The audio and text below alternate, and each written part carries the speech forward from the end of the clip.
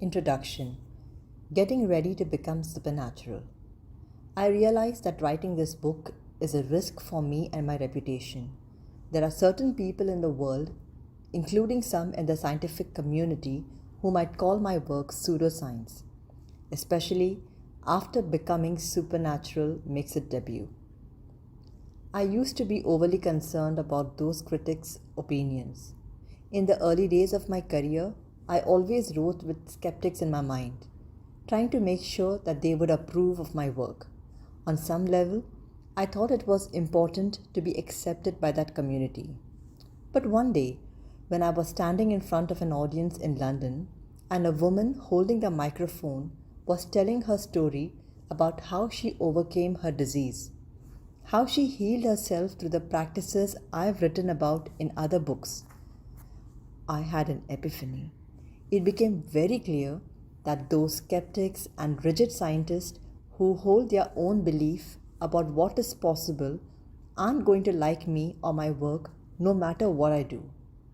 Once I had that realization, I knew that I'd been wasting a lot of my vital energy. I was no longer interested in convincing that particular culture, especially those studying the normal and natural about human potential. I was totally passionate about anything but normal, and I wanted to study the supernatural.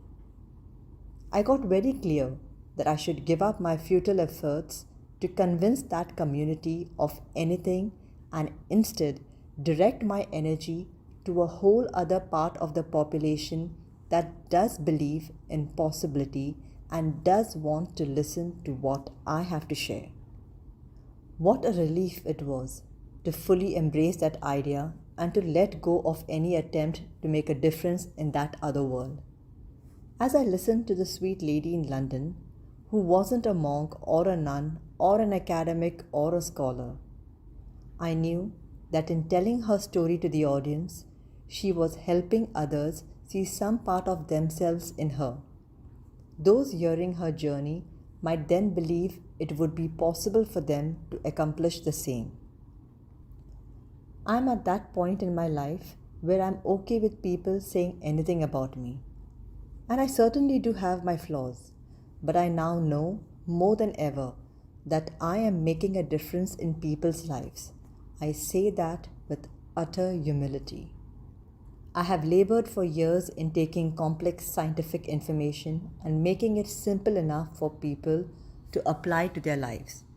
In fact, in the last 4 years, my team of researchers, my staff, and I have gone through extensive strides to scientifically measure, record, and analyze these transformations in people's biology to prove to the world that common people can do the uncommon. This book is about more than just healing. Although it includes stories of people who have made significant changes in their health and have actually reversed diseases, along with the tools you need to do the same. These accomplishments are becoming quite common in our community of students. The material you are about to read lives outside of convention and is not usually seen or understood by most of the world. The content of this book is based on an evolution of teachings and practices that have culminated in our students' ability to delve deeper into the more mystical of these. And of course, I am hoping it will bridge the world of science with the world of mysticism.